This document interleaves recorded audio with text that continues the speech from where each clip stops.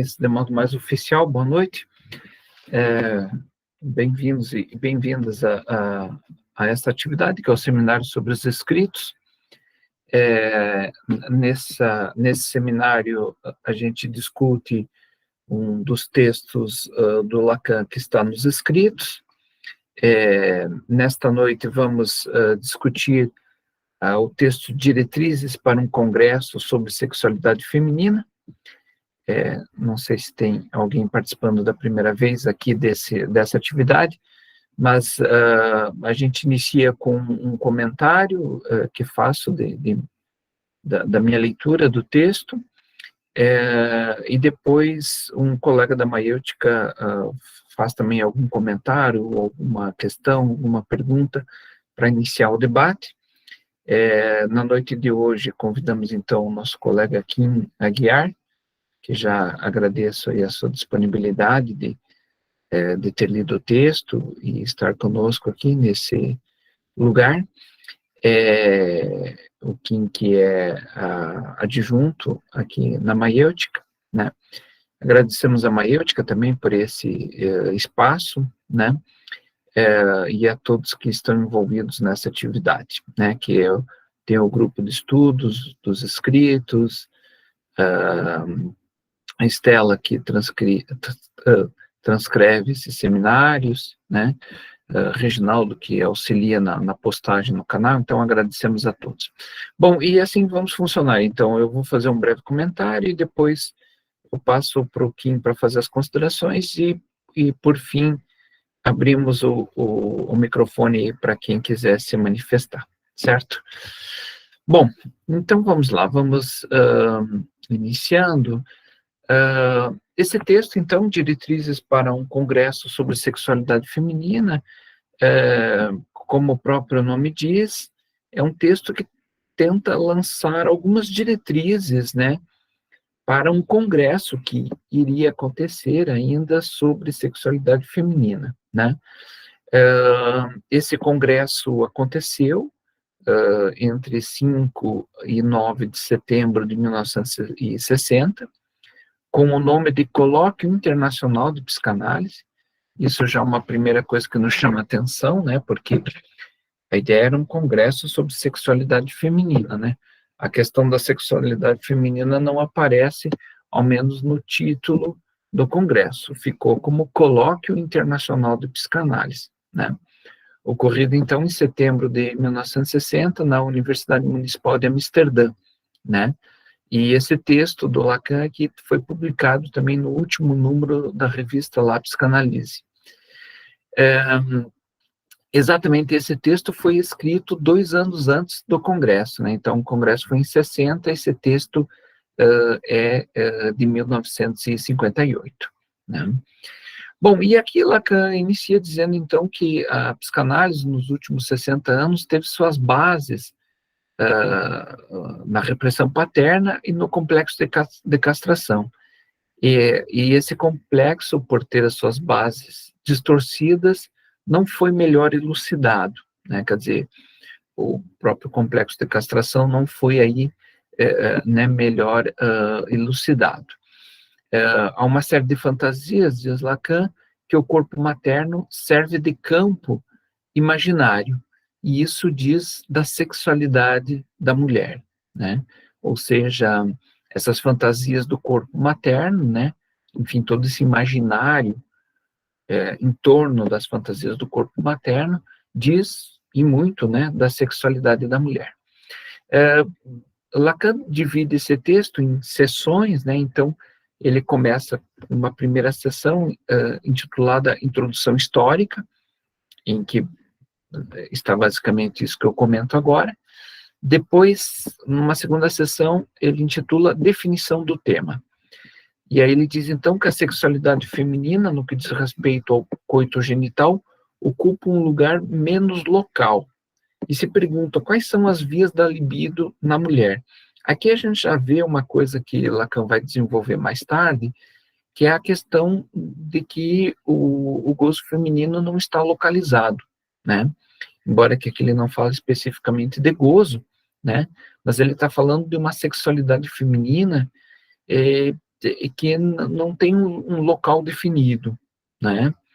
Isso popularmente a gente conhece com outros nomes, né? Aquele famoso ponto G da mulher e tal, né? Que nunca se diz, nunca se sabe onde é, e tampouco se sabe se existe um ponto, né? Então, quer dizer,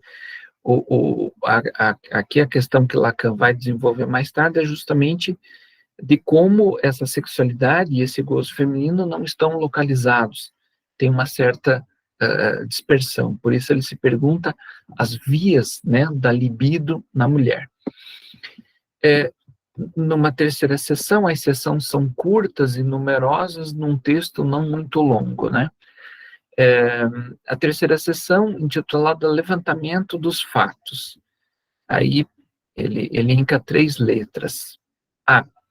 Os fenômenos atestados pelas mulheres sobre as vias e o ato do coito, ou seja, a experiência própria das mulheres. B. A subordinação desses fenômenos ao desejo, cujo amor é um efeito na economia psíquica, ou seja, onde está a questão do desejo, né, na sexualidade feminina, e cujo amor é uma das vias dessa economia psíquica, né? E C, as implicações nunca revogadas de uma bissexualidade psíquica inicialmente relacionada por duplicações anatômicas ou por identificações personológicas. Então, quer dizer, ele está fazendo referência às implicações nunca revogadas da bissexualidade psíquica, que teria um aporte na duplicação anatômica. Aqui me parece que a duplicação anatômica que ele se refere justamente à vagina e o clitóris, né, como sendo, enfim, essa duplicação anatômica, né, e que colocaria em cena aí a questão da bissexualidade psíquica, né, que ele diz está relacionada ou a essa duplicação anatômica ou identificações personológicas, né, quer dizer, identificações em função da própria personalidade, enfim, né. Na seção 4, ele chama de fulgor das ausências. Ele diz, então, que destacam-se algumas ausências. As novas aquisições da fisiologia, por exemplo, a questão da genética, dos hormônios, aqui ele faz um extenso parágrafo, dando uma série de exemplos de como que, nesse congresso sobre sexualidade feminina, também teria que estar presente aí algumas coisas que estão ausentes, né, do debate, na época, ao menos, que seria as aquisições da fisiologia, né, as aquisições da genética, dos hormônios, enfim, de também, digamos, colocar isso em discussão, né. Isso que, ao meu ver, o psicanalista pode não trabalhar com genética e hormônios, enfim, com essa parte biológica, mas também não pode negar isso, né? Não podemos cair em posições negacionistas que negam os efeitos desses hormônios, né? Ainda que possam ser efeitos circunscritos, não explicativos de toda a complexidade de uma sexualidade feminina, mas o psicanalista também não pode desconsiderá-los, né? A distância guardada aqui entre o real, na divisão entre o psíquico e o somático, justamente, ou seja, nessa divisão entre aquilo que é do psíquico e aquilo que é do somático, aquilo que é do mental e aquilo que é do corpo, né? Então, quer dizer, não refutar isso, né? A questão central do falo se faz importante. Lacan, então, marca a questão da importância em ler esse falo e a questão fálica sobre um viés real, simbólico e imaginário. Então, quer dizer, aqui a gente já vê também Lacan pensando o falo, não como sinônimo de pênis, evidente, mas pensando a inscrição imaginária de um falo, que aí sim poderia ser o pênis, a inscrição simbólica desse falo e a inscrição real do falo, né? Então, quer dizer, essa questão do falo também estaria aí nessa sessão intitulada Fulgor das Ausências, né? Quer dizer, como uma questão da ausência e da importância de se retomar o debate da questão fálica sobre uma função fálica, né? Ou seja, vai se desenhando aqui uma função fálica, né? Ou seja, não se trata de de tomar o falo como ele em si, o elemento fálico, mas sim a função fálica, né? A função fálica que justamente organiza aí a sexualidade, né? A função fálica que organiza a questão do masculino e do feminino, né? Bom, seguimos aqui, ok? Na seção 5 do texto, estamos lá na página 736, da edição da George Zar. A seção 5 intitula-se A Obscuridade quanto ao órgão vaginal. O gozo feminino fica sendo algo não desvendado.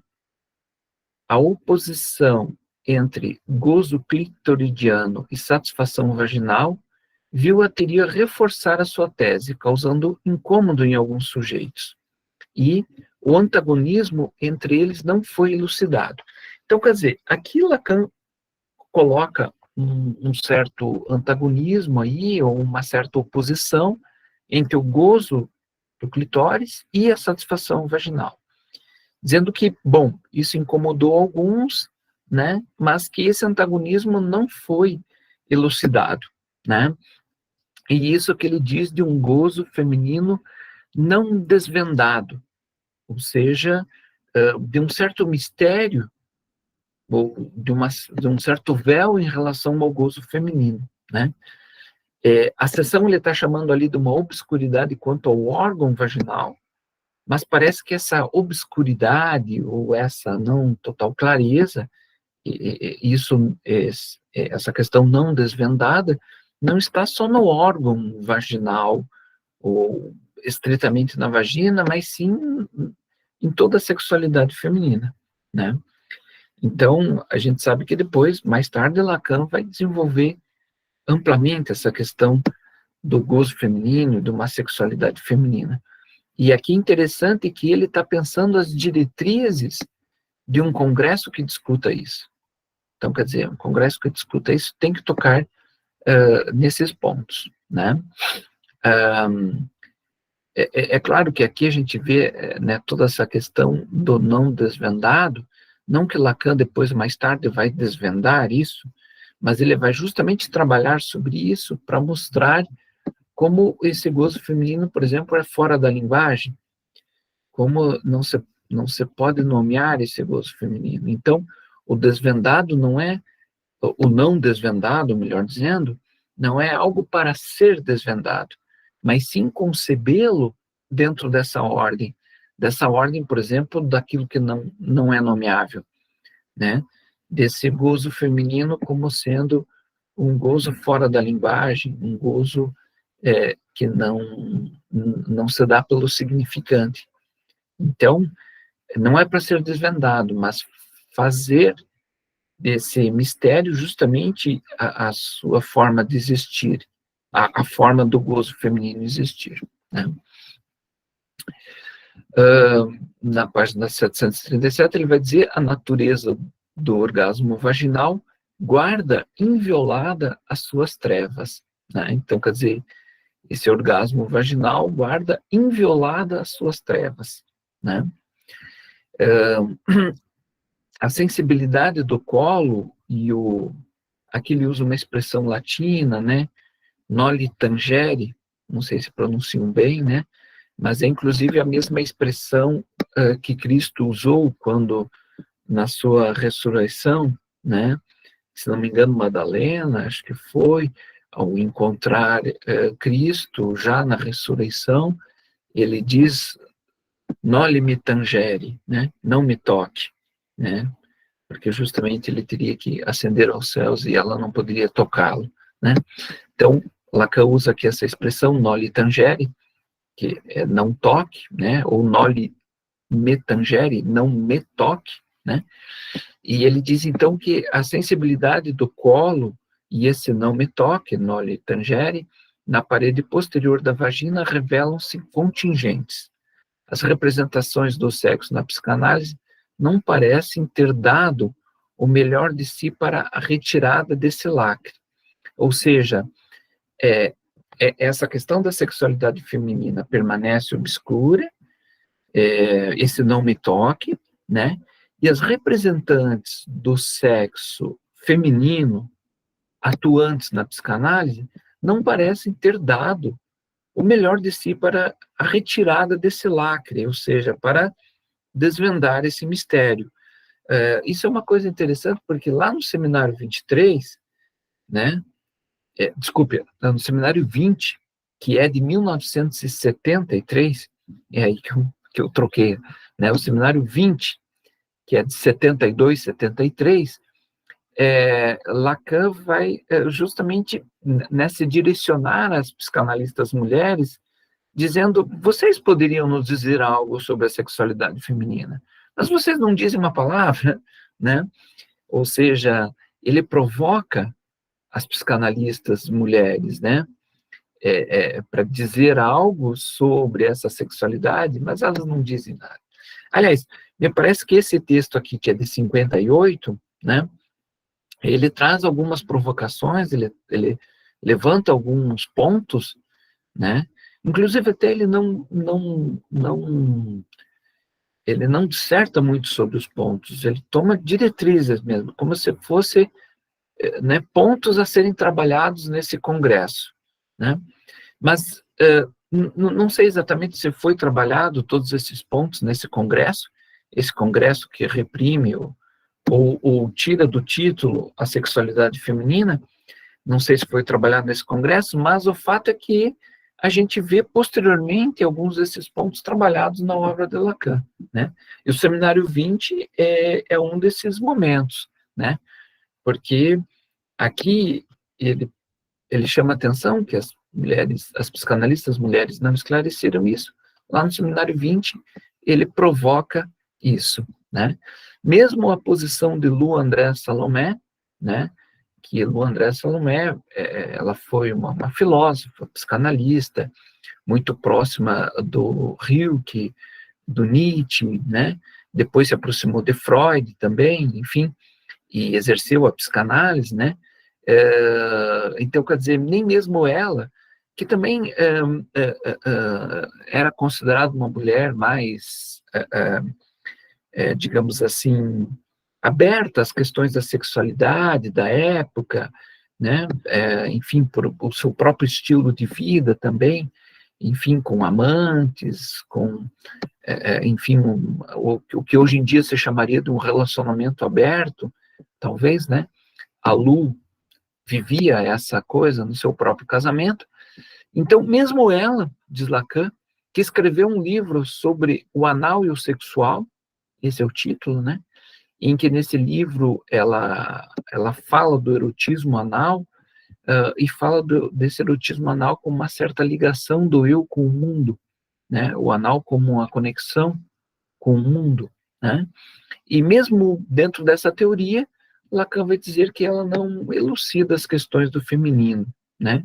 Ela não dá nenhuma direção que seria mais ideal sobre isso. Ou seja, ela, que seria essa mulher na sua experiência, supostamente vivendo uma sexualidade mais ativa, ao menos sem as amarras éticas, morais da época, éticas talvez sim, mas né, sem as amarras morais da época, mesmo na sua experiência, e mesmo essa psicanalista que né, também se aprofundou na psicanálise, né? Então, a Lu André Salomé também não esclarece a questão, né? Um congresso sobre sexualidade feminina está longe de pesar sobre nós o destino de um Tiresias, diz Lacan na página 737. Veja, aqui ele faz uma alusão, o texto de Lacan é sempre é escrito com muitas alusões, né? Ele não explica muitas coisas e faz alusões esperando que o leitor conheça a que ele está se referindo. E nem sempre o leitor conhece, né? Essa aqui conhecemos, né? Porque ele diz que, então, um congresso sobre a sexualidade feminina está longe de pesar sobre nós o destino de um Tiresias. Ou seja, Tiresias, então, é um personagem, né, da mitologia grega, é um sujeito que ele foi picado por uma cobra, uma serpente, né, e depois disso ele passou 7 anos como mulher. Durante 7 anos ele viveu como sendo uma mulher, experienciando, então, os prazeres, os gozos femininos, né. Depois ele foi picado por essa mesma serpente e voltou a ser homem, né. Então, num determinado momento, Zeus e Hera, a sua esposa, né, a esposa de Zeus, discutiam sobre o gozo.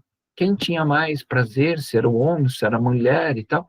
E nessa acalorada discussão, eles lembraram que Tiresias tinha já vivido como mulher durante 7 anos, então que Tiresias poderia esclarecer isso a eles. E chamaram Tiresias e perguntaram a Tiresias, né, digamos, quem tinha um prazer, um gozo maior, e a resposta de Tiresias foi que o gozo feminino era 9 vezes superior ao masculino. Se pegasse o gozo e dividisse em 10 parcelas, 9 parcelas seriam da mulher e apenas uma do homem, né? Hera ficou furiosa com a resposta de Tiresias, não se sabe muito bem por quê, mas talvez porque ele teria revelado alguma coisa do segredo das mulheres, ele teria dito aquilo que seria impossível de dizer, e Hera, então, ficou furiosa com a resposta de Tiresias e o cegou, ou deixou cego, né? E Zeus, numa certa compaixão, né, concedeu a Tiresias o poder da vidência, o poder de ver o futuro. Então, Tiresias ficou sendo um cego vidente, né?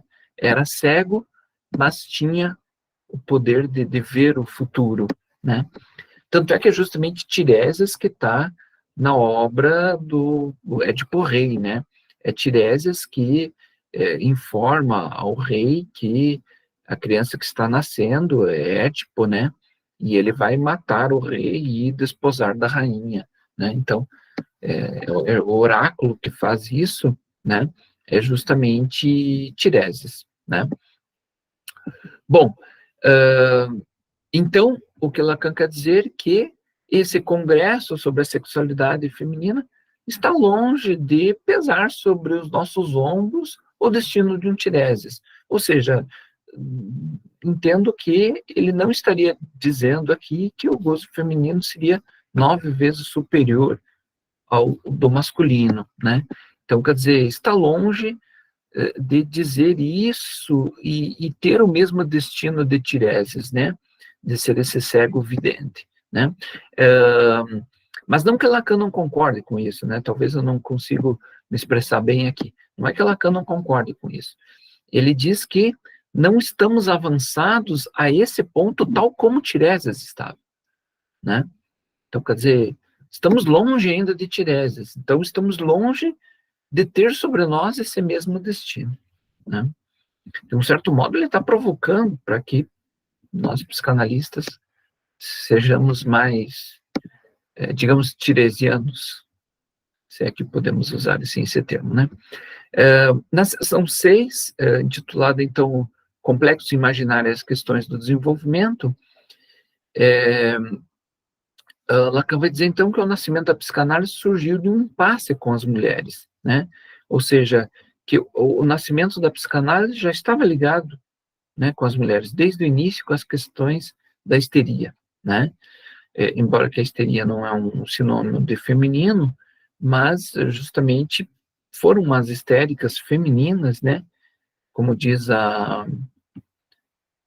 não foi Colette Soler que falou essa frase, que disse que as histéricas, a psicanálise não teria sido inventada sem a amável contribuição das histéricas, né? Então, Lacan vai dizer que as imagens têm um simbolismo inconsciente, né? As imagens e símbolos na mulher não podem ser isoladas das imagens e símbolos da mulher, né? Ou seja, essas imagens na mulher estão conectadas, não isoladas, dessas imagens e símbolos da mulher. A representação da sexualidade feminina condiciona, recalcada ou não, sua implicação e suas emergências deslocadas, né? Ou seja, de como não devemos recuar diante disso também, né? Lá na página 738, Lacan diz, então, que Ernest Jones, no seu discurso na Sociedade de Viena, ele se alia a Melanie Klein em relação às fantasias maternas mais originais no corpo da mãe, né? Jones se pergunta se uma mulher nasce ou é feita, né? A feminilidade não parece ser mais equívoca que a função fálica nos dois sexos. Então, aqui Lacan está trazendo o Jones, né, para dizer o quanto Jones vai se aliar a Melanie Klein, toda essa questão das fantasias do corpo materno, e diante dessa questão de que se a mulher nasce mulher ou ela é feita, Lacan vai dizer, olha, a feminilidade não parece mais equívoca que a própria função fálica nos dois sexos. Ou seja, a própria questão da função fálica, ela é equívoca, ela é também, de um certo modo, enigmática nos dois sexos, né? É claro que essa pergunta do Jones nos remete a Simone de Beauvoir, né, no famoso livro O Segundo Sexo, né, um livro ícone, né, de todo o movimento feminista. Lá tem um momento crucial que a Simone de Beauvoir diz que não se nasce mulher, se torna-se mulher, né? Ou seja, tem um tornar-se aí, né? Bom, e aqui Lacan vai numerando algumas coisas em relação a essa questão da Melanie Klein, dizendo, será o mal objeto uma falofagia fantástica que extrai do seio do corpo materno um atributo paterno? Ou seja, a falofagia quer dizer né, comer o falo, né, essa fagia do falo, né, que está aí relacionado ao mal objeto, né, extrai do seio do corpo materno um atributo paterno, quer dizer, como esse seio bom, esse seio mau, sendo um atributo fálico aí, sendo bom ou mau objeto, será como imagem ou símbolo que este híbrido se constitui. Ou seja, Lacan não está entrando na questão se é um mau ou bom objeto, mas enquanto uma imagem, enquanto um símbolo que ele se constitui, né? E como o clitóris pode ser considerado com as fantasias precedentes, ou seja, quais as fantasias em torno do clitóris, né? Se é independente que ele coloca o sexo da menina como uma menos-valia, o Jones, né? Então é Lacan se referindo a Jones. Se é independentemente que ele coloca o sexo da menina como uma menos-valia orgânica, as torna suspeita de uma fabulação lendária. Se Jones se combina com o bom ou mau objeto, cabe colocar que esse objeto é parcial. Ou seja, novamente aqui, Lacan não entra na questão se é bom ou mal, se o seio é bom ou é mal. Para ele, é um objeto parcial. O seio é um objeto parcial. Seja como for, encontra-se a abordagem estrutural introduzida por Freud. Há uma privação da falta a ser, simbolizada pelo falo, ou seja, o falo simboliza, digamos, de novo, há uma falta a ser que está na privação, na ordem da falta real do ser, essa falta a ser, que é simbolizada pelo falo, que deriva-se numa falta a ter, gerada por qualquer frustração desse substituto que o clitóris sucumbe na competição. E o campo de desejo precipita novos objetos, como um filho, por exemplo. Então, ou seja, tem uma falta a ser, que é própria do ser, é da ordem dessa privação, dessa falta real, mas que isso é simbolizada numa falta a ter. E aí entra na dinâmica não do ser, mas do ter. Ter ou não ter o falo. A falta a ter como ter ou não ter o falo. E isso gera, então, uma frustração desse substituto, que é o clitóris, né, que sucumbe na competição, ou seja, que fica inferiorizado nessa competição fálica, né? O que precipita o desejo de novos objetos fálicos, como um filho, por exemplo, né? O filho vem como um exemplo, não como algo que tenha que ser, né? Mas como um exemplo. Na seção 7, desconhecimentos e preconceitos. O falo drena tudo que há de pulsional na... O falo drena tudo que há de pulsional na mulher, notadamente a corrente do instinto materno. É uma pergunta, né? Eu parei um pouco aqui porque justamente me pareceria que teria um não. Não, mas é uma pergunta, né? O falo drena tudo que há de pulsional na mulher, notadamente a corrente do instinto materno? Essa pergunta é importante, né?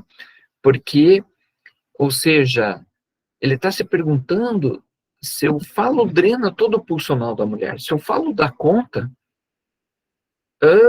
de elaborar toda a questão da sexualidade feminina, né? E mais tarde, a gente vai ver no Seminário 20, em 1973, quer dizer, esse texto 58, né, 14 anos depois, 15 anos depois, Lacan vai dizer que não. Tanto é que a mulher é não toda fálica. Ou seja, o falo não drena tudo que há de pulsional na mulher. Se ela é não toda fálica, quer dizer que ela não está de toda fálica, né? Ela não é toda fálica na sexualidade. O falo não dá conta dessa sexualidade. Ela é não toda fálica. Quer dizer, um pouco fálica, mas não toda fálica, né? Então, quer dizer, a gente encontra, na verdade, a resposta para essa pergunta lá no Seminário 20, né? 14, 15 anos depois da escrita desse texto, né?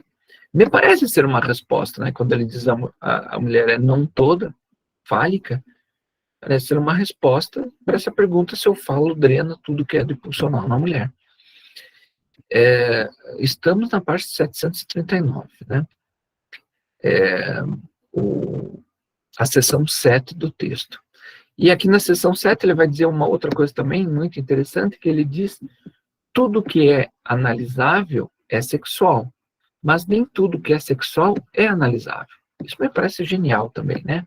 Ou seja, o analisável, tudo que é analisável é da ordem do sexual, mas nem tudo que é do sexual é analisável. Ou seja, tem um real do sexo que escapa.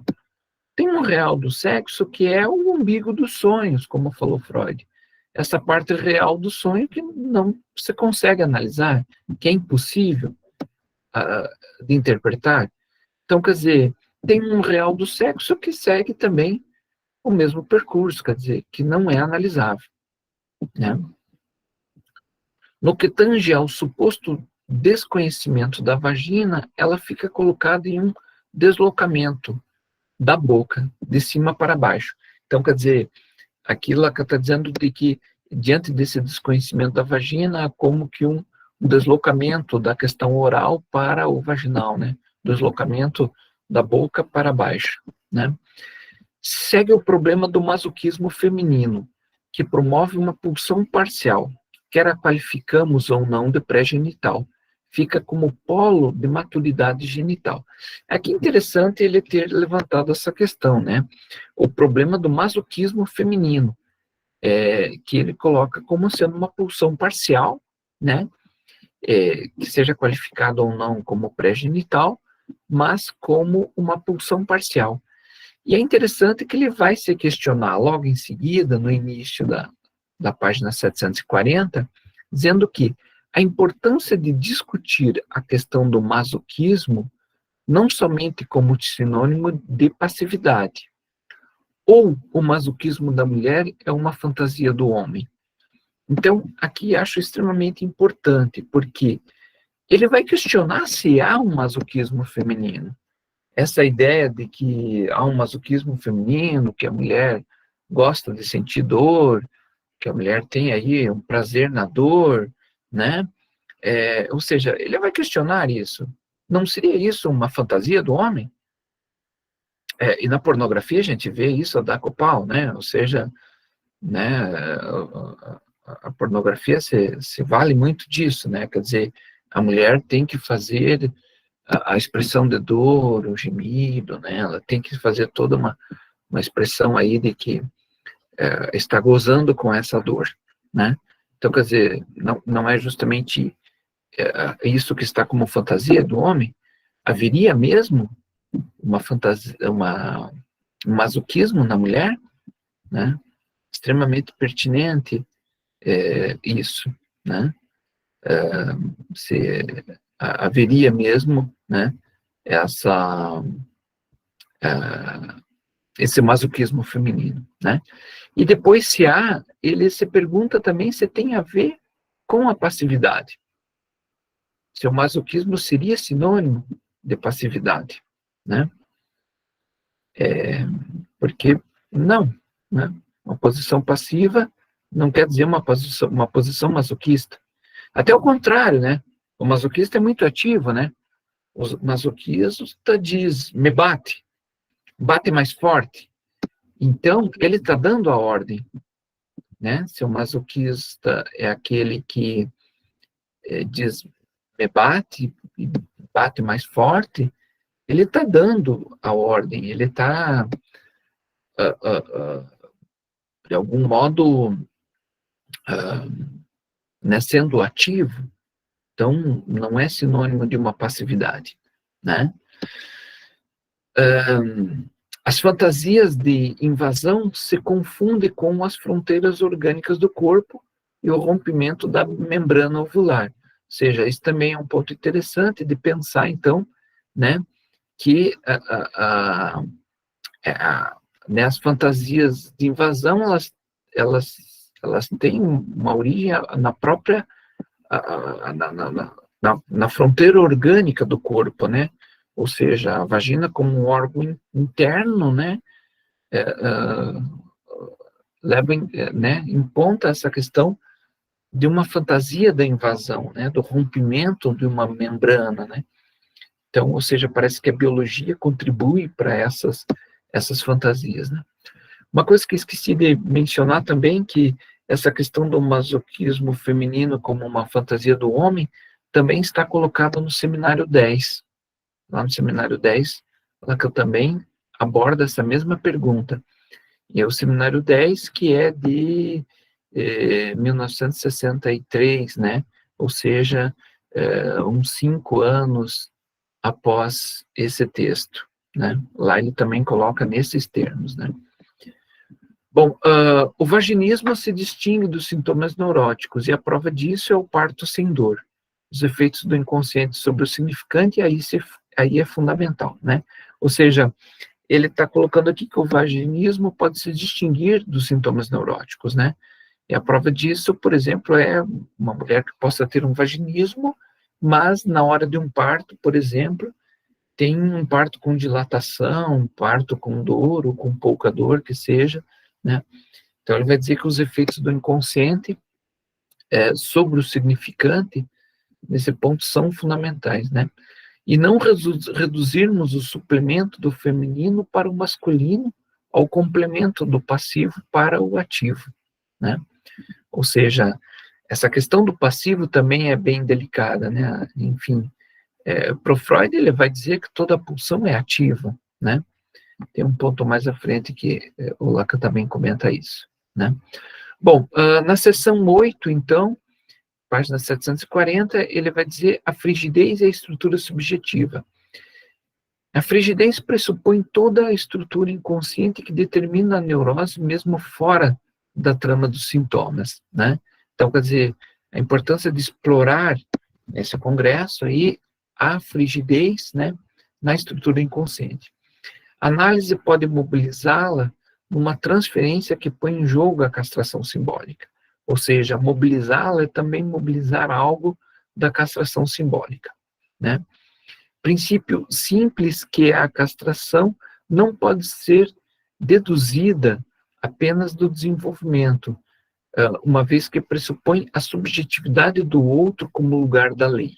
Então, quer dizer, a castração não pode ser deduzida apenas de uma fase fálica, numa questão de desenvolvimento, né? Ela pressupõe a subjetividade do outro como lugar da lei.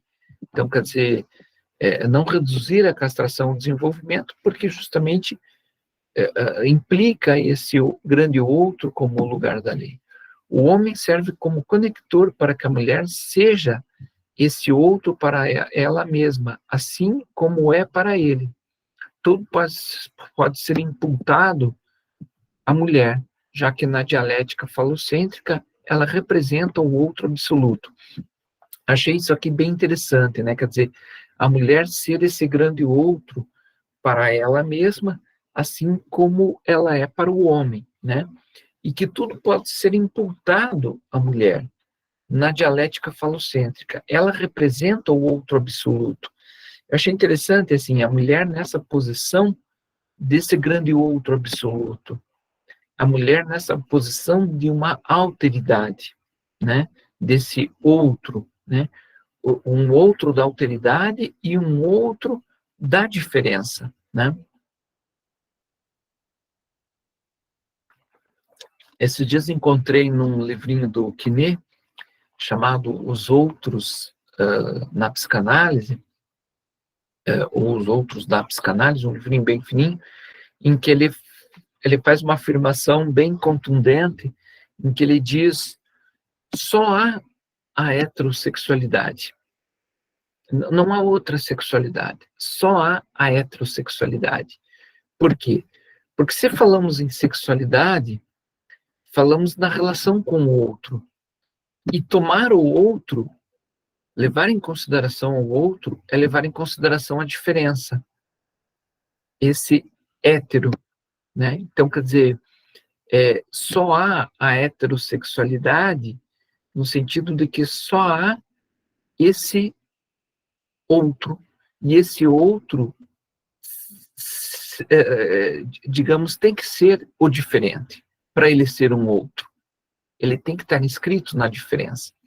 Então, aqui tomando esse outro como absoluto, a mulher como esse outro absoluto, é justamente tomá-la nesse lugar da alteridade, né? Tomá-la nesse lugar do hétero, né? Dessa questão do héteros como a diferença, né? Ou seja, o sexual é a diferença, porque o sexo é divisão, né? A palavra sexo, ela tem uma origem que quer dizer divisão, né? Digamos, secção, é a mesma etimologia, né? Da palavra sexo e secção, quer dizer que é corte, que é divisão, né? Uma secção. Né? Dividir o texto em seções, né? Fazer cortes, secções no texto, né? Bom, e aqui Lacan continua dizendo, então, que Jones faz da inveja do pênis, né, o pênis dele, uma perversão e depois uma fobia, né? A fobia como a pedra angular da neurose e a perversão o estudo do objeto. Então, quer dizer, o Jones vai trabalhar sobre essa questão da inveja do pênis nessas duas polaridades. Já para Freud, né, o split of the ego, né, ou a Spaltung, né, na língua alemã, que é a divisão, a clivagem do eu, está articulada com o fading, né, com o desfalecimento do sujeito que o acompanha. Então, quer dizer, se há um fading, né, se há esse desfalecer do sujeito, é porque há a clivagem, porque há a divisão do sujeito, né? A psicanálise se perde nesse splitting, né? Nessa espalto, ao fazer do bom e do mal um objeto. Então, quer dizer, aqui Lacan criticando Melanie Klein, porque justamente essa clivagem entre o bom e o mal fica do lado do objeto. E aí a psicanálise se perde aí, né? Ou seja, a clivagem, essa divisão deve ser do sujeito e não do objeto. A clivagem não está na ordem do objeto. A clivagem está na ordem do sujeito, né? E aqui Lacan vai retomar aquilo que Jones tinha dito ali do fetiche, só que ele vai, né, digamos, colocar as duas formas de amar, né, as duas formas de amar, a forma fetichista e a forma eretomaníaca, né? Ou seja, a forma fetichista de amar é a maneira masculina de amar, e a forma eretomaníaca, a maneira feminina de amar. Ou seja, ele coloca que o homem ama de uma forma fetichista. Por quê? Porque o homem toma o outro como objeto, né? Então, quer dizer, dessa maneira fetichista, né? Goza com um pedaço do corpo da mulher, por exemplo, né? Goza com as vestimentas que a mulher está usando, né? Não estou me referindo ao fetichismo como a estrutura clínica. Estou dizendo que a forma masculina de amar é uma forma fetichista, porque precisa desses adereços, precisa que a mulher esteja usando determinadas roupas, se excita com determinadas posições ou determinados figurinos. Então, quer dizer, toma o outro como objeto. Já a maneira feminina de amar é uma maneira eretomaníaca, né? A eretomania, para lembrar, né, na psiquiatria, né, é uma psicopatologia ligada ao campo das psicoses, né? Na eretomania, o sujeito delira que o outro está loucamente apaixonado por ele, né? Então, erotomania é uma espécie de delírio em que o sujeito acredita fielmente que uma outra pessoa está loucamente apaixonada por ele. Então, está seguindo ele na rua, acompanha seus passos, busca informações sobre ele, né? Então, ou seja, faz essa inversão. Então, aqui Lacan não está dizendo que as mulheres são psicóticas ou eretomaníacas, não é isso, mas a maneira como o feminino ama é uma maneira em que ela quer ser amada. Então, ela produz essa inversão, quer dizer, é o outro que me ama. Então, quer dizer, a forma que a mulher ama é dessa maneira, em que ela quer ser amada, ela quer ser desejada. Então, para ela é importante que tenha um outro que a ame, né? Inclusive no campo da sedução se produz isso, né? A mulher não é passiva, né? Mas ela busca ativamente um fim passivo, né? Então, quer dizer, ela produz uma sedução ativamente para que o outro a deseje. Essa forma eretomaníaca, né? Para que o outro esteja loucamente apaixonado por ela, né? Então, a mulher ama nesse sentido eretomaníaco e o homem de uma maneira fetichista, porque, né, toma o outro como objeto, né? Por isso mesmo, essa coisa até do machismo, né, é tomar a mulher como objeto, né, como uma posse sua, né? Então, quer dizer, é uma maneira clássica e tradicional de como o homem ama, né?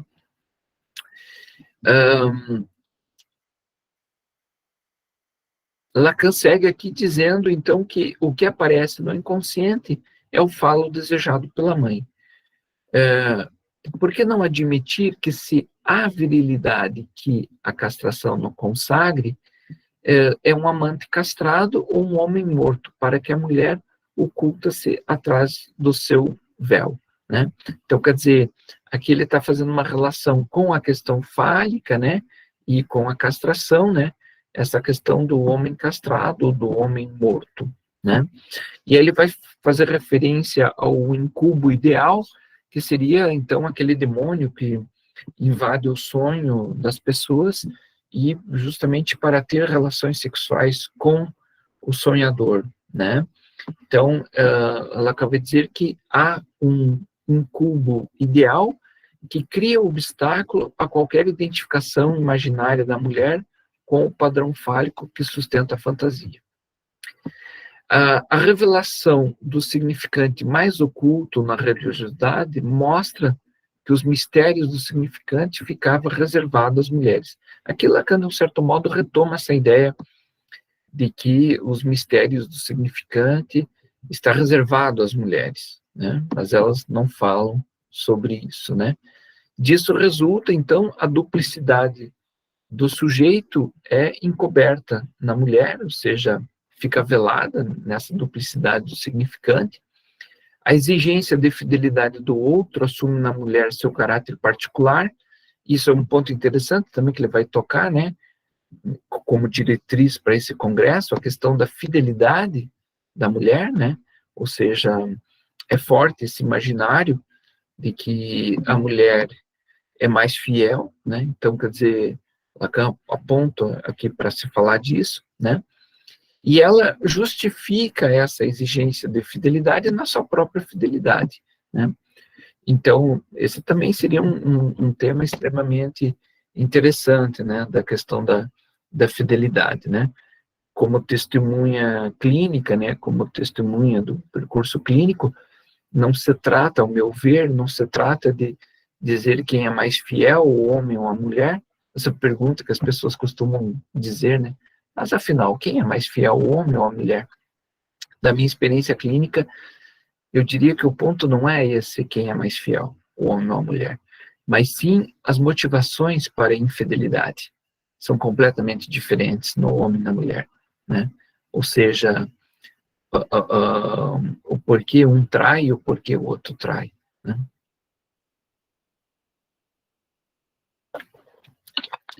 E justamente ele vai dizer que o problema da frigidez deve ser reinstalado na análise de um outro modo, não nas formas clássicas.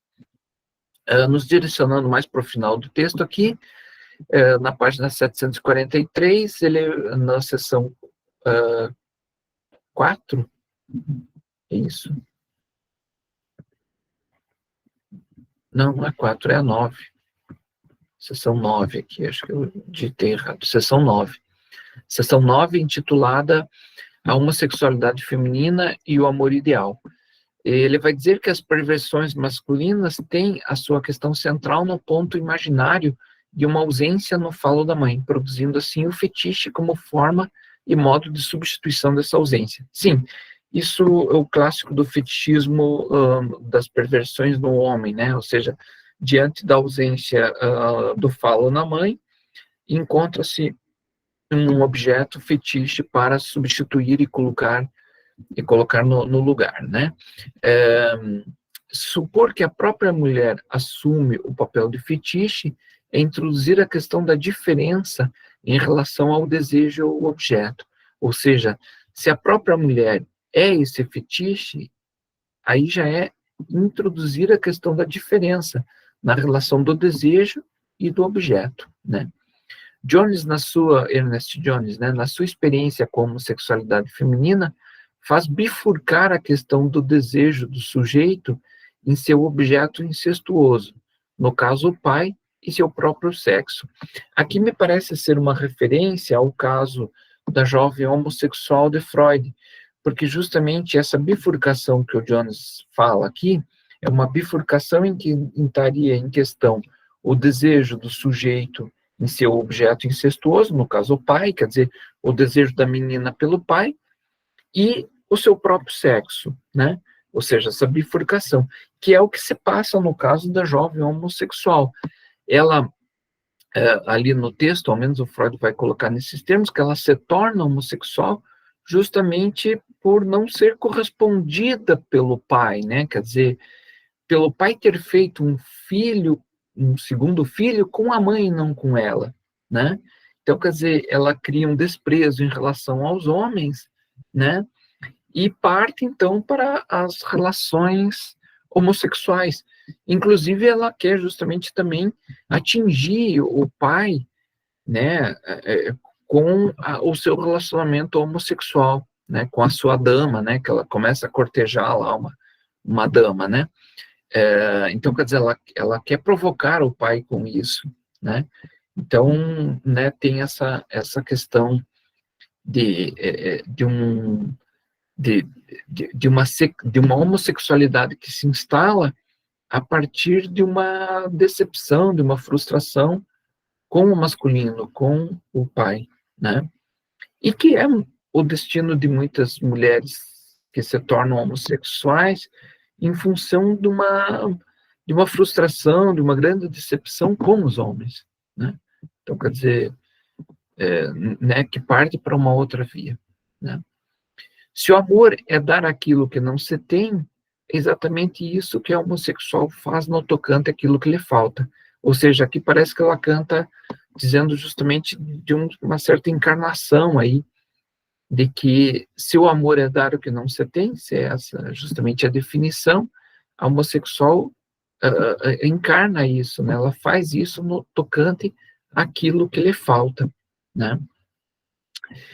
Não é propriamente o objeto incestuoso que ela escolhe às custas de seu sexo. O que ela não aceita é que esse objeto só assuma seu sexo às custas da castração. Isso não quer dizer que ela renuncie ao seu sexo, embora possa ficar uma fantasia de homem, tanto que ela tenha o cuidado com o gozo de sua parceira. Então, aqui ela está dizendo que não é necessariamente o objeto incestuoso, o ponto central dessa homossexualidade feminina, mas sim a questão da castração. Ou seja, o que está em jogo na homossexualidade feminina, a castração, e não propriamente a questão incestuosa, né? E isso não quer dizer, né, que ela vai renunciar ao seu sexo, né? Ou seja, muitas mulheres, né, são homossexuais, mas permanecem femininas, né? Não há uma renúncia do seu sexo, né? Embora em algumas fica um traço de masculinidade, né? Ou seja, algumas mulheres então guardam uma qualidade de homem, né? Ou seja, homossexuais com uma qualidade de homem. Diferente e que contrasta com a transexualidade. Ou seja, é como se ele estivesse dizendo aqui, olha, tem uma homossexualidade feminina que permanece com traços femininos, uma homossexualidade feminina que permanece, que guarda traços ou qualidades masculinas, mas que se difere de uma transexualidade que busca uma mudança de sexo, né? Então, ele está colocando essa pluralidade aí, né? Que hoje em dia a gente encontra aí nas teorias queer, enfim, diversos nomes que nomeiam tudo isso. Na época de Lacan, ou menos em 1958, ele não se servia desses nomes, mas me parece que já dava uma pluralidade para a questão. Né, por aí se descobre o acesso que leva a sexualidade feminina ao próprio desejo. Longe de corresponder à passividade do ato, a sexualidade feminina tem um esforço de um gozo em sua própria contiguidade para rivalizar com o significante fálico. Ou seja, assim, a sexualidade feminina não é passiva, né? É como falamos antes, né? A mulher é ativa na sua busca sexual, ainda que ela trabalhe ativamente para ter um fim passivo, no sentido de ser abordado por um homem, de ser, né, digamos, né, flertada aí por um homem, ainda que tenha essa passividade, mas ela trabalha ativamente para aquilo, né? E justamente aqui o Lacan vai dizer que será o privilégio do significante fálico que fará Freud afirmar que só há uma libido e ela é marcada pelo masculino? Ou seja, Freud diz que só há uma libido, e essa libido é masculina, no sentido que toda libido é ativa, que a própria pulsão é ativa, não tem uma pulsão passiva. Você pensar na passividade já é você pensar num destino pulsional, que é a reversão no oposto, do ativo para o passivo. Então, só há uma libido que é justamente a ativa, né? Então, Lacan está se perguntando se isso é um privilégio justamente do significante fálico, né? E aí chegamos, então, na página 745, na seção 10 do texto, em que ele nomeia a sexualidade feminina e a sociedade. Algumas questões, então, sobre as incidências do social da sexualidade feminina.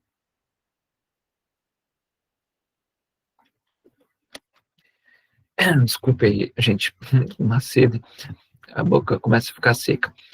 Ele divide em 4 pontos que ele vai dizer: por que é deficiente o mito analítico que fala da proibição do incesto entre o pai e a filha? Ou seja, por que é deficiente esse mito analítico que fala sobre isso? Como situar os efeitos sociais da sexualidade feminina?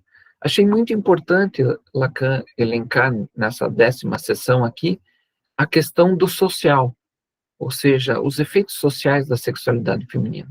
Muito importante porque justamente no campo social, a mulher sempre foi vista como uma bruxa, né? Essa é a verdade da história, né? Quer dizer, desde a Idade Média ou antes dela, né, a mulher e a sua sexualidade, o seu gozo, visto como bruxaria e sofrendo os efeitos sociais disso, né? Então, extremamente importante levantar essa questão, né? Fazer com que o movimento da homossexualidade feminina não tome os mesmos destinos do catarismo, que pregava o amor e que foi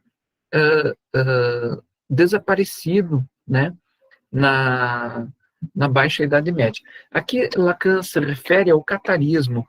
O catarismo foi um movimento religioso na Baixa Idade Média, 1100, lá pelo ano de 1100, 1200, né?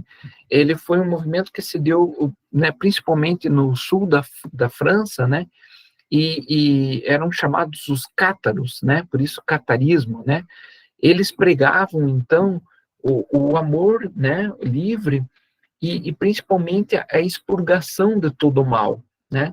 Os cátaros eles pregavam então que, né, tinha que exalar o amor e expulgar, colocar para fora todo o mal, né? Num movimento de expulsão mesmo, né? De expurgar esse mal, né?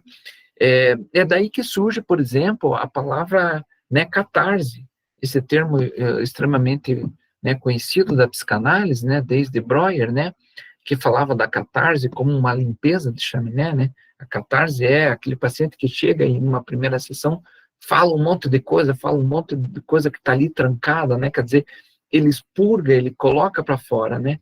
Então, o termo catarse tem origem, na verdade, no catarismo, né? Que é esse movimento religioso que buscava, inclusive, uma separação do Vaticano, né? Os cátaros foram extremamente perseguidos, né? Houve várias cruzadas para tentar eliminar esse movimento, né? Esse movimento ele começou no sul da França, na cidade de Carcassonne, depois eles foram expulsos de Carcassonne e foram para a cidade de Albi, ali perto de Toulouse, né, no sul da França. E toda aquela região ali era completa de cátaros, né? Mas tinha uma concentração muito grande na cidade de Albi, né? Tanto é que eles são chamados também de cátaros ou albigenses, enfim, albigenses, acho que é o que se pronuncia. Bom, agora me escapa a palavra certa. E depois, numa cruzada, a Igreja Católica exterminou com os cátaros, né? E aqui Lacan está se perguntando, será que não vamos fazer o mesmo movimento que houve com os cátaros, né? A exterminação dos cátaros, né? Não vamos fazer o mesmo com a homossexualidade feminina, né? Ou seja, né? Essa cruzada contra a homossexualidade feminina e as mulheres, enfim, né? Então, Lacan chama atenção justamente para não fazer o mesmo isso, né? E por que, o último ponto que ele coloca, por que a instância social da mulher continua transcendente ao contrato social do trabalho? Será como efeito dela, né, dessa instância social da mulher, que se mantém o status do casamento no declínio do paternalismo? Então, aqui ele se pergunta, né, vivemos esse momento do declínio do paternalismo, que ele já chamava atenção lá em 57, ou antes disso, o Lacan já estava falando do declínio do paternalismo. E como que o casamento se mantém nisso, né? Será justamente por essa instância social da mulher, né? Essa representação social da mulher que mantém o casamento, né? E mantém até os dias de hoje, né? Às vezes até com uma volta de um conservadorismo de casamentos feitos com todas as pompas possíveis, né? Enfim, aquilo que anos atrás as pessoas já não casavam mais, agora, ao menos em alguns segmentos da sociedade, isso volta com uma força impressionante, né? Bom, são essas as questões aí que Lacan coloca e que eu tentei, então, apresentar a vocês. Agradeço pela paciência em me escutar. Eu passo a palavra, então, ao Kim Aguiar, que é adjunto aqui da Maiêutica, para fazer suas considerações, né, sobre o texto, e já agradecendo aí a sua disponibilidade. Bom, obrigado pelo convite também. Bem, eu acho apropriado começar falando um pouco da minha dificuldade, né, com o texto, que acho que é quase inerente ao estudo do texto lacaniano, principalmente porque é um ensino que vejo que passa muito pouco, né, pela didática, e nos obriga a ir catando as coisinhas no texto e fazendo amarrações, e nos coloca a estudar, a ficar em grupos, enfim, nos faz debruçar. E eu queria começar falando um pouco da minha percepção, assim, global, se é que eu posso falar dessa maneira, do texto, né? Eu percebi ali um Lacan muito cuidadoso, né, no que diz respeito à sexualidade feminina, né, a maneira como ele trata ali. É muito cuidadoso, muito técnico, muito ético, né, e me questiono ali o quanto desse cuidado todo, né, a ponto de nomear aí um texto com diretrizes para se estudar a sexualidade feminina, em que ponto isso está ligado ao que o Freud já falou lá atrás, né, desse desconhecido que ficou para ele sobre a sexualidade feminina, né.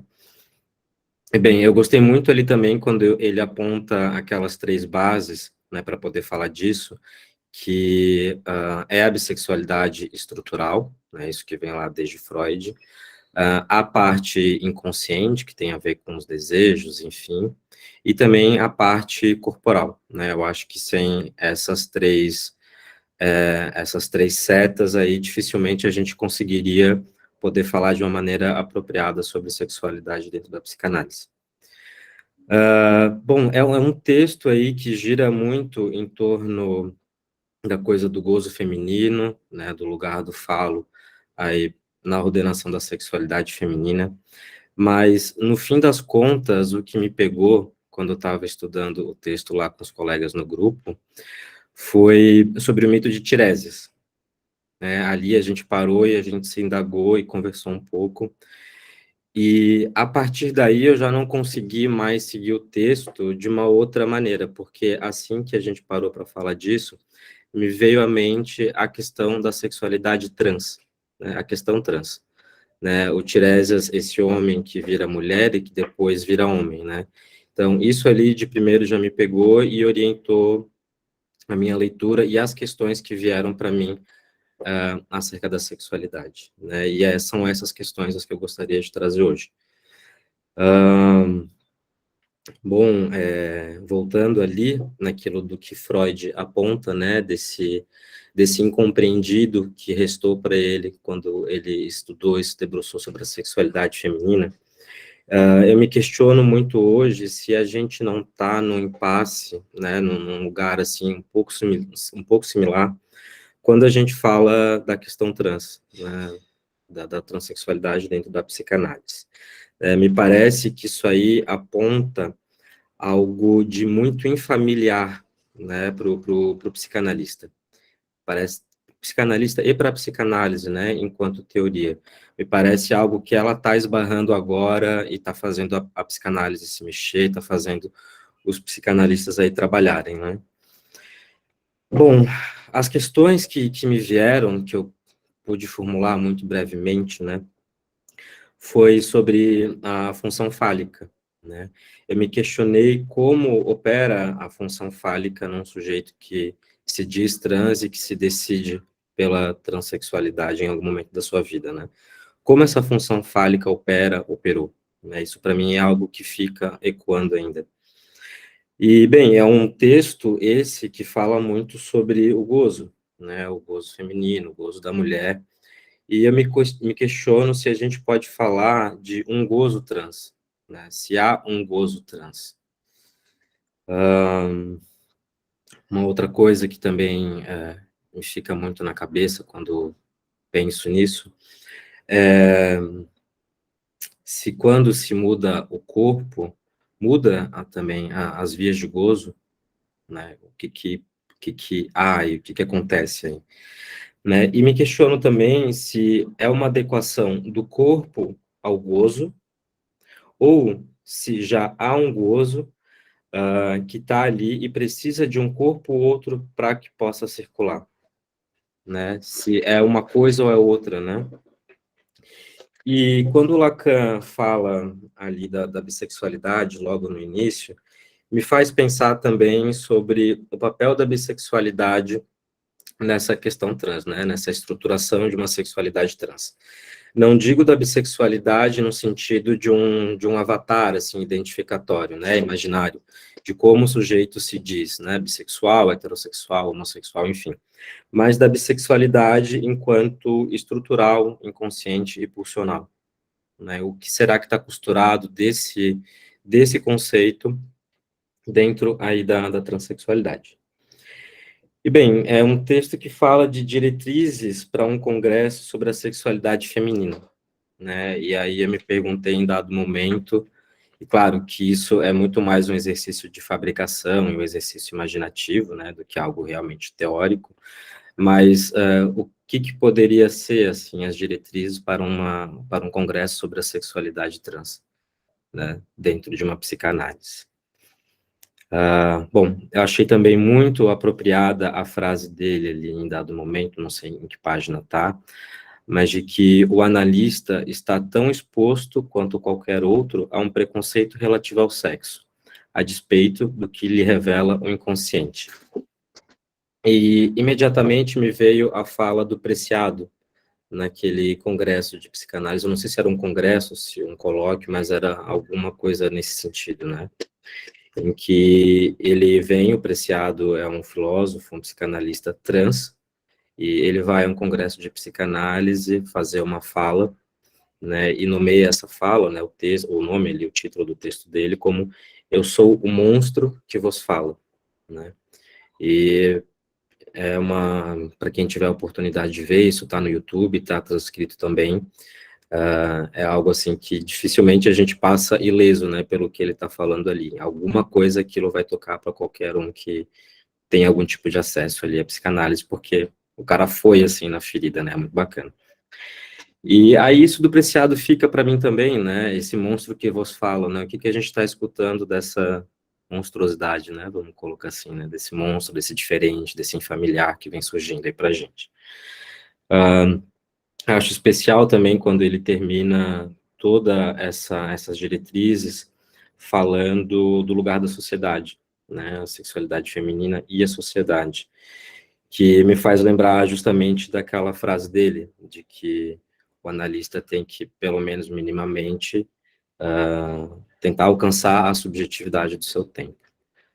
Então, eu acho que poder falar também da transexualidade, de todas essas outras manifestações aí do sexual, diz respeito a isso, né? E é uma frase que para mim é muito especial e acho que tem que ser, de certa maneira, assim, uma mola mestra, né, do fazer do psicanalista. Bom, basicamente, assim, o que me veio à cabeça enquanto eu ia lendo foi isso, né? Confesso que fui para outro lugar, não fiquei muito ali na questão da sexualidade feminina, o texto me trouxe outras questões, mas eu acho que no fim das contas é disso que se trata, né? O texto vai tocando cada um à sua maneira e foi o que veio para mim. É isso. Valeu, Maurício. Ok. Muito obrigado, Kim. Muito obrigado pelas excelentes questões, né, que você traz. Sim, o texto nos leva para várias direções e para direções que a gente quer ir também, né? Então, acho extremamente importante e oportuno que você tenha trazido esses pontos. Não sei se eu vou considerar fazer não sei se eu vou conseguir fazer uma consideração de tudo isso que você coloca, mas vou tentar falar algumas coisas. A função fálica no sujeito trans. Você pergunta, né? Há uma função fálica? Eu acho que sim. Eu acho que é justamente do falo que se trata, inclusive de um falo até encarnado no pênis, né? De um falo imaginário, né? Essa questão de fazer cirurgia, não fazer cirurgia, né? Ou seja, eu acho que a questão fálica tá bem, né, digamos, colocada aí, porque, né, justamente se trata dessa questão, é claro, né, há uma série de transexuais que não fazem cirurgia, não vão fazer e não querem fazer, mas independente disso, né, o fálico não está só no cirúrgico aí do pênis, o fálico pode estar em toda uma posição do corpo, de hormônios, de barba, enfim, de tudo isso que se transforma no corpo trans, né? Esse trans, justamente da transformação. Então, me parece que sim, que essa função fálica está presente, né? É, eu escuto, às vezes, alguns psicanalistas dizendo, não, para pensar o trans, ou as questões da sexualidade, temos que pensar para além do falo. Eu acho que não, eu discordo disso, eu acho que a função fálica dentro da psicanálise, ela nos dá elementos teóricos para pensarmos a questão da transexualidade. Se dá elementos completos para isso e tal, bom, eu já não sei, mas que podemos avançar com esse arcabouço teórico que temos na psicanálise, sim, né? Não precisamos abandoná-lo ou refutar, dizer que não, né? Então, eu acho que sim, que tem uma lógica fálica aí na questão trans. E como eu disse, muitas vezes até essa lógica encarnada no pênis mesmo, em todo um imaginário do corpo, um real do corpo, porque é uma transformação no nível real, essa mesma transformação no nível real que fez com que muitos psicanalistas equivocadamente colocassem a transexualidade no campo da psicose, então, quer dizer, essa transformação no nível do real, e há também uma transformação no simbólico, né? O nome social, a troca de nome, enfim, todo o simbólico aí que nos constitui do campo da linguagem. Então, essa função fálica está presente aí no o falo imaginário, o falo simbólico e o falo real. Parece que, inclusive, nas três dimensões dos registros psíquicos, né? Se pensar que há um gozo trans, eu acho que sim, sem dúvida, né? Se há uma sexualidade, há um gozo, né? Digamos, não há sexualidade sem gozo, né? Ou seja, o gozo está presente. Eu aposto mais que é um gozo que já estava e que precisa de um corpo para circular. Não que o corpo vai ser determinante, é o corpo que vai determinar, senão estaríamos então no campo da biologia. Deixamos de lado a psicanálise e vamos para a biologia, porque daí o corpo determina os hormônios, né, todo o prazer, gozo que sentimos na nossa sexualidade tem a ver com a nossa biologia. Não, acho que não é isso. Eu acho que esse gozo é constituído subjetivamente. Então, quer dizer, o gozo trans, ele é um gozo outro, só que ele fica, parece que meio à deriva, ele tem que ser ajustado, não sei se o termo é o melhor possível, mas é que o meu ocorre agora, quer dizer, ele fica meio à deriva, ele precisa encontrar esse corpo para ele circular, e para ele circular precisa ter um certo ajuste, uma certa fruição.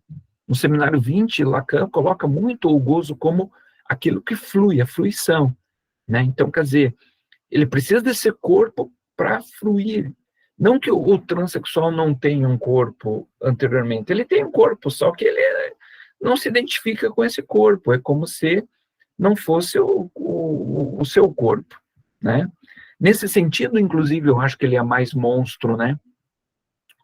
O monstro não é o transexual. O monstro é talvez esse sujeito antes de uma identidade trans, né? Ali ele é monstro porque ele é uma coisa, ou se sente uma coisa, e está num outro corpo, né? A monstruosidade está aí, né? Digamos, de uma coisa desencaixada.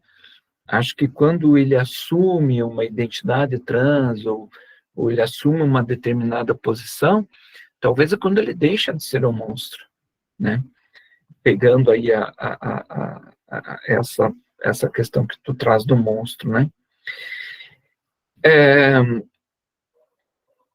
A questão do corpo não é qualquer coisa. O corpo é importante. Eu diria até que a transexualidade coloca a Simone de Beauvoir contra a parede. Apesar de ela ser esse ícone do feminismo e que abriu muitas portas aí para toda essa discussão, a transexualidade hoje em dia coloca, ao menos essa frase dela, também ícone, na parede, porque não se nasce mulher, se torna mulher, né? Bom, então, se trata de uma construção social, de um tornar-se mulher, e esse tornar-se é social ou psicossocial, então o corpo e o biológico, que está lá desde o nascimento, não tem importância. Bom, se fosse assim, então não precisaria trocar de corpo, né? Se eu nasci homem, nasci no sexo masculino, mas me sinto mulher, bastava eu me tornar mulher, do ponto de vista psicológico, social, simbólico. Por que eu teria que mudar o corpo, né? Não, mas com aquilo que eu nasci, eu tenho que transformar também. Então, quer dizer, se eu tornar-se mulher, né, não se nasce mulher, se torna, né, digamos, se torna mulher, né, ou torna-se mulher, então quer dizer que o corpo estaria em segundo plano. Não, o corpo é algo importante, né? Tanto é que o transexual está aí lidando com isso. Ou ele quer fazer uma cirurgia, ou ele está tomando hormônio, ou ele, enfim, ele está se havendo com o corpo. Todos nós nos havemos com essa carcaça aqui, onde estamos, né? Então, ou seja, para justamente fazer disso um corpo e não uma carcaça, né? Então, o corpo, digamos, é importante, né? Ou seja,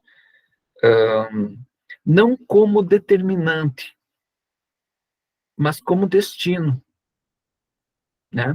Tem aquela famosa frase do Freud, também enigmática, né? Quando ele diz anatomia é o destino.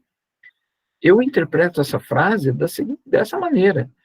Ou seja, a anatomia não é ponto de partida, não é, digamos, eu nasci um menino, então eu serei por resto da vida um menino. Ela não é determinante. A anatomia é o destino, quer dizer, se eu me sinto mulher e me compreendo mulher, eu preciso que a minha anatomia encontre esse destino, quer dizer, eu preciso adequar essa anatomia com o que eu me sinto. Então, não é um ponto de partida, é um destino, para onde a coisa caminha. Então, por isso, essa mudança no corpo, né? Que não é mudar as vias de gozo, mas fazer com que esse gozo possa fluir, né? Ou seja, como você bem disse ali, fazer com que o gozo circule nesse corpo, né? Esse gozo que se inscreveu lá numa função fálica, né? Precocemente lá nesse sujeito, né? Então, sim, Tiresias é o mito, né, transexual aí, né, que produz um infamiliar, ou até mais do que um infamiliar, produz um horror. Você tem toda a razão que os psicanalistas têm que se defrontar com isso, né? Eu achei até interessante, né, esse mesmo título, né, Diretrizes para um Congresso sobre a Sexualidade Trans, né? Acharia que seria um excelente título, né, como uma forma de, de escrever um texto, né, quase como, né, parafraseando esse título de Lacan, porque se em 58 né, a sexualidade feminina era a questão ali que estava na ordem do dia, para nós, talvez, hoje em dia, a questão trans, né, nos coloca nesse lugar de como trabalhar isso que está na nossa vida, está na sociedade, está no nosso consultório, né? Então, ou seja, de que modo os psicanalistas têm, né, trabalhado com isso, né? Eu acho que sim, você tem toda a razão aí.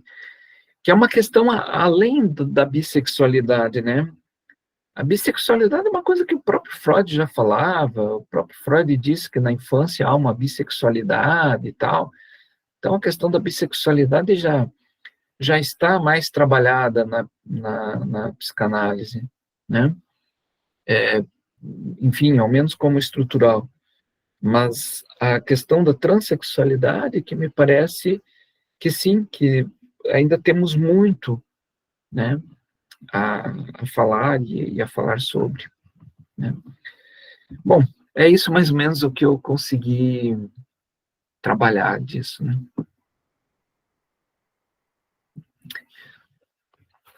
Bom, ok, gente. Abrimos, então, espaço para aqueles que quiserem se manifestar. Lembrando que no chat já tem o Google Forms ali para a presença, quem quer assinar a presença, por favor.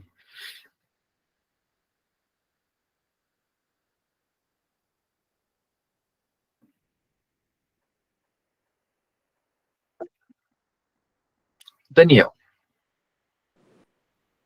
Bom, boa noite. Parabéns pela exposição, Maurício e do Kim. Eu vou tentar simplesmente fazer uma colocação porque me pareceu extremamente interessante. Eu gostei muito da apresentação de vocês. O Kim trouxe uma capacidade, assim, me pareceu muito interessante, assim, de abordar o tema. Inclusive, né, Maurício, eu achei muito legal você frisar que essa possibilidade de diretrizes para um congresso sobre a sexualidade trans, né, que é uma proposta interessante, porque bom, é um assunto que transita aí, me parece, por uma questão central da psicanálise, que é a questão do corpo, né? Afinal de contas, né? No fim das contas, a gente está tratando aí desse corpo, que de uma carcaça há que ser feito um corpo, né? E então, assim, são tantas coisas que foram traçadas aí, abordadas e conversadas, e eu marquei aqui umas coisas que me parecem interessantes e talvez valha a pena compartilhar, que é o seguinte, né? Esse aspecto do tornar-se mulher, da Simone de Beauvoir, né? E que,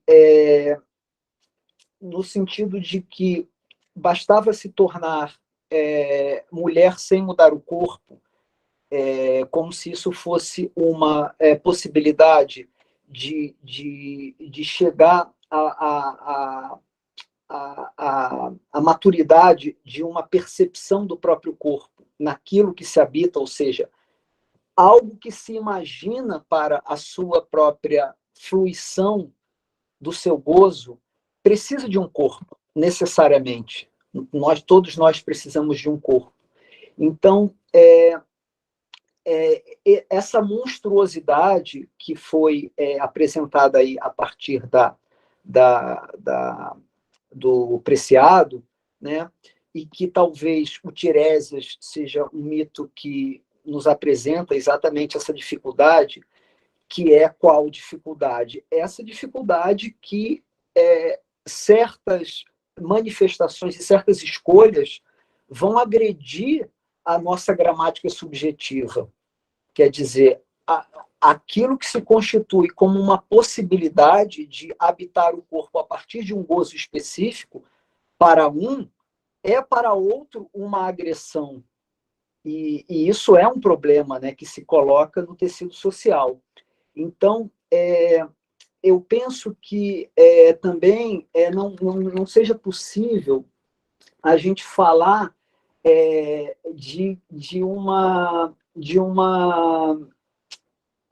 quando a gente pensa assim, a forma fetichista do homem, né? Como se o homem tivesse uma forma fetichista com relação à mulher, e a mulher uma forma que estaria mais direcionada a partir do que ele chama ali, o Lacan chama da erotomania, né? Não no sentido psiquiátrico, né?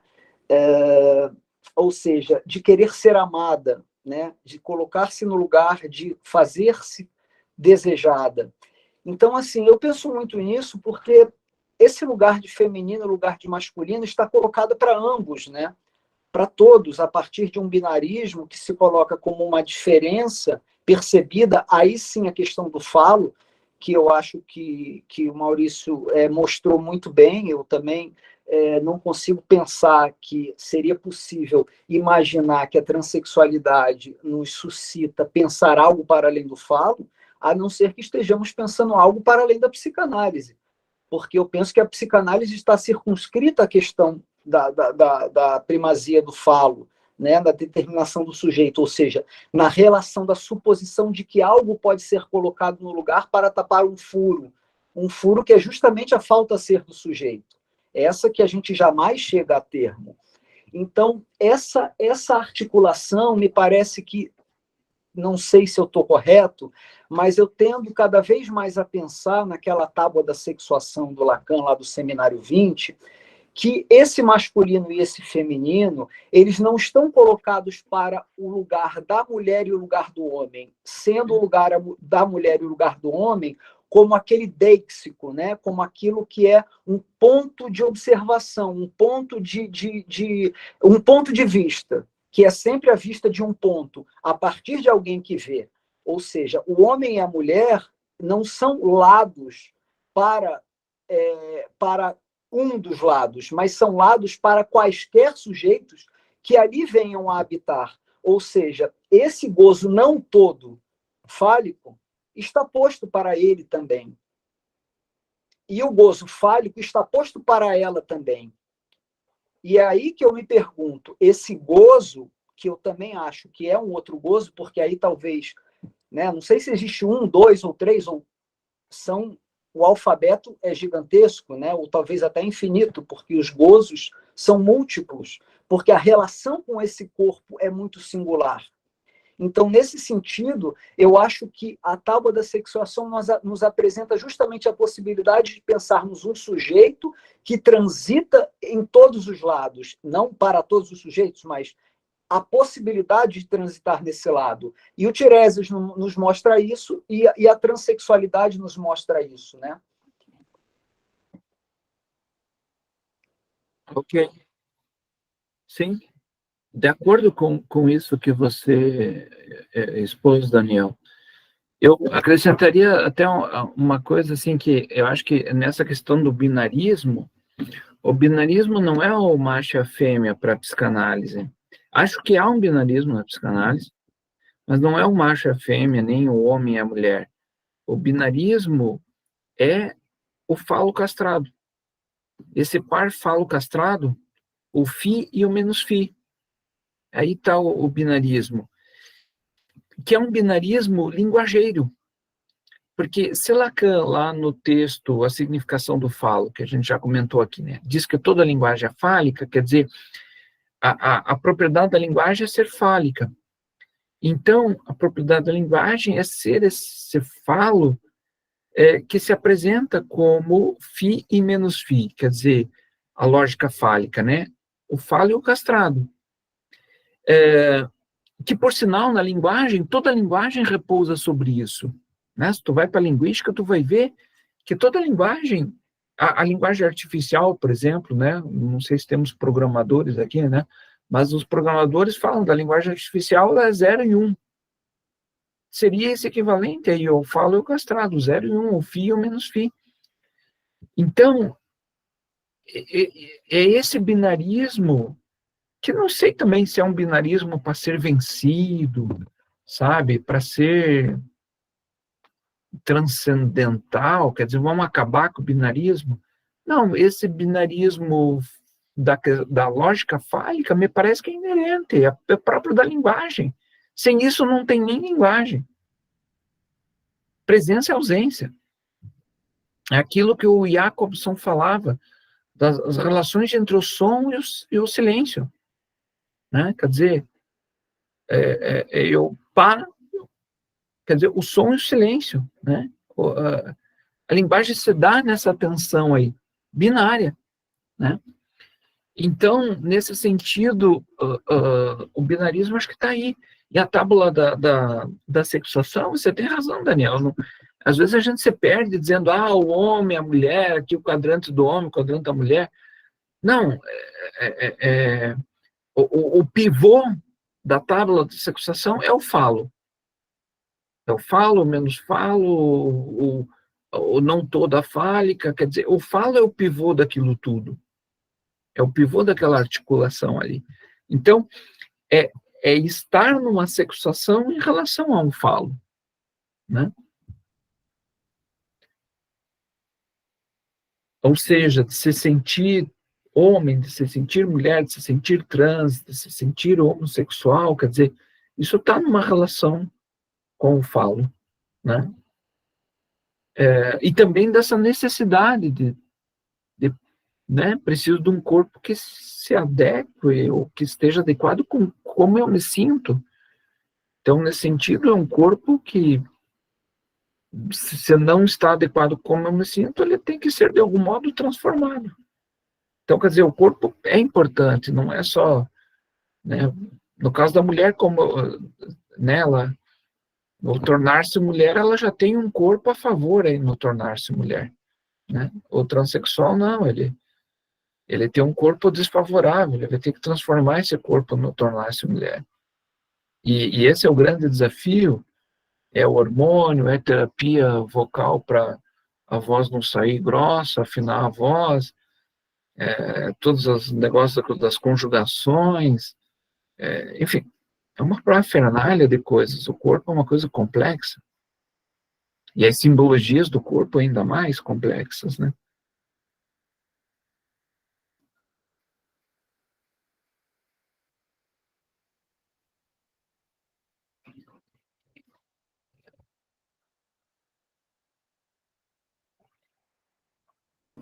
Quando tu fala aí, Maurício, eu gostei muito disso do que a transexualidade faz, né, com essa frase da Simone, é muito interessante.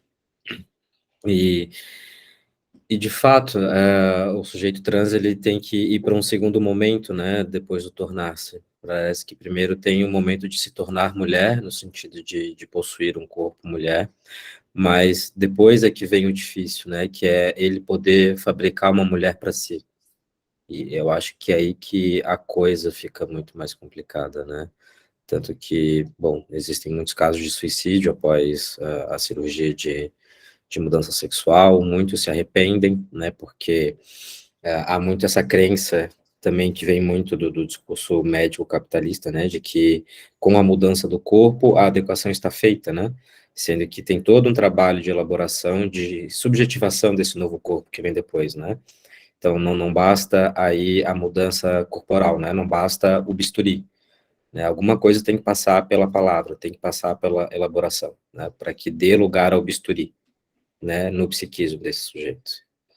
Então, É como se as duas coisas fossem necessárias. exato. Não basta só a mudança subjetiva, vamos dizer assim, o corpo está ali como um obstáculo aí, e não basta só a mudança do corpo, Exato. né? Então, E as singularidades são tão específicas que até mesmo esse não bastar, quer dizer, uma coisa depende da outra, não exclui também a possibilidade de que muitas vezes tornar-se mulher não prescinde mudar do corpo, como a gente vê em certas situações, né? Como é o caso da Laerte, por exemplo, né? Ou seja, torna-se mulher mantendo-se o próprio corpo, habitando aquele corpo supostamente de homem, mas visto como mulher. E é aí que me faz, eu concordo plenamente, né, Maurício, que não me parece nem um pouco que a gente possa pensar, não que não exista, pode existir fenômenos de transexualidade ligados à psicose, mas me parece algo muito mais distante, porque é muito mais inviável para uma pessoa num quadro de psicose vivenciar essas transformações, esses movimentos. Então, eu acho que dá para, não que seja necessário ou que seja restritivo e único, mas também existe essa possibilidade, porque são tantas, quer dizer, gozar e encontrar um corpo para gozar também inclui essa possibilidade de estar no corpo de mulher ou no de homem como imaginário, mas sem que precise passar, por exemplo, por toda essa parafernália, né, complexa, né, e tão dura, né, tão exigente, difícil e às vezes irreparável, né? Sim, perfeito. Assim como também, ou seja, não ter uma ditadura aí do corpo, né? Que para ser trans tem que ter um corpo, então, desse modo. Para ser mulher também tem que ter um corpo desse modo, nesses padrões. Não. A própria feminilidade, né? Tem várias formas de ser mulher no sentido corporal, né? De como essa mulher se relaciona com o corpo, né? Da mesma forma, o homem, né? Esses metrosexuais, eu não gosto muito, às vezes, de todas as nomenclaturas, mas esses homens que se cuidam muito com o corpo, pinta a unha e tal, quer dizer, tem várias formas de lidar com o corpo, né? Quer dizer, não é porque para ser homem e tal, e ter um corpo de homem, então tem que estar dentro de um modo de ser, né? Então, é isso que me parece interessante, né? Mas, sim, bem lembrado, né, Daniel, essa questão de você ter resgatado que não é fundamental aí essas trocas com o corpo e tal, né? É que isso às vezes está sempre muito em questão, assim, né? Mas realmente... E muito boa você trazer ali a questão do Kinena, quando ele diz que toda relação é heterossexual, né? No sentido de que pressupõe sempre a suposta relação do um com o outro, né? Que é justamente uma relação que não se fecha, justamente pela não existência dessa relação sexual, ou seja, essa não conformidade com uma satisfação plena, né? Vai sempre ter uma falta a ser nessa relação, que é sempre com o outro. Então, essa heterossexualidade, a partir desse binarismo do fi e do não fi, é que me parece uma inclinação muito interessante que a psicanálise nos oferece justamente para pensar uma heterossexualidade que comporta todas essas formas de gozo nos seus corpos e na sua maneira de lidar com o corpo, que talvez até possa ajudar, né? Porque nesse sentido que tira aquela necessidade de uma lógica do capital ligado, por exemplo, à medicina, né? De fazer tanta cirurgia e tanto procedimento sem que antes se subjetive a respeito disso, né? Que muitas vezes até tira necessidade, né? Claro. Eu acho que essa questão do héteros, o ponto está na diferença, né? Até porque o prefixo homo como igualdade não existe, né? Igualdade é uma grande ilusão, né? Não existe igualdade, né? Então, quer dizer, a relação com o outro é uma relação com a diferença, é assim que, né? Digamos, tem que ser, né? Nesse sentido, né?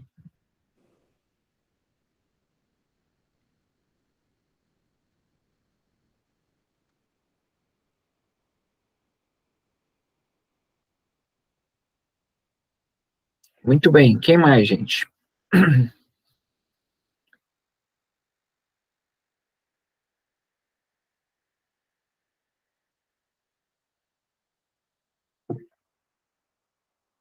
Sim, ok, Samantha. Olá, boa noite. É a primeira vez que eu participo aqui.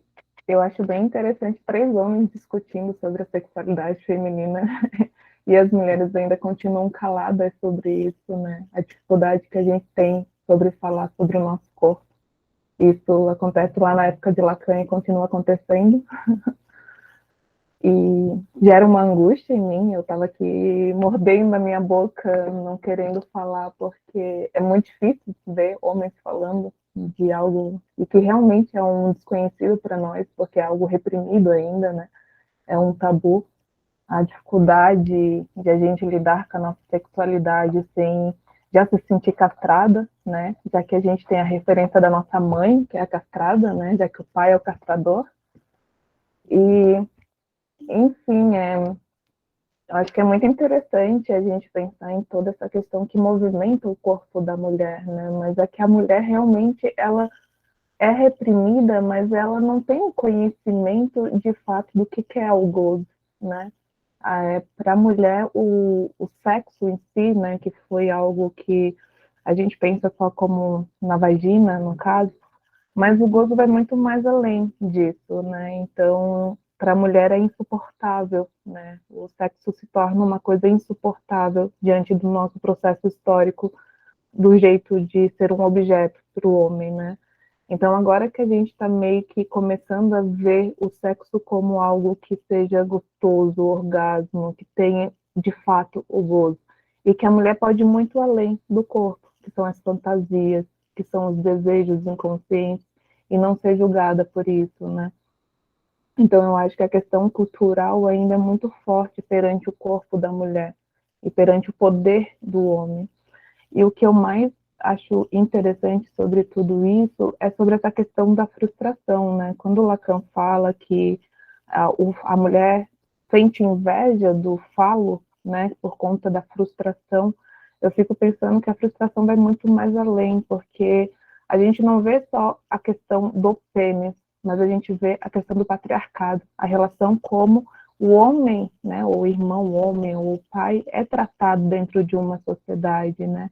Então, a inveja vai muito mais além do que o fato do pênis, mas sim por uma questão cultural, uma questão do que o homem tem muito mais poder, mais liberdade, né, de existir. A mulher é apenas submissa, a mulher ela tem que estar naquele lugar que a própria mãe, a avó, bisavó e todas as outras mulheres que ocuparam, né?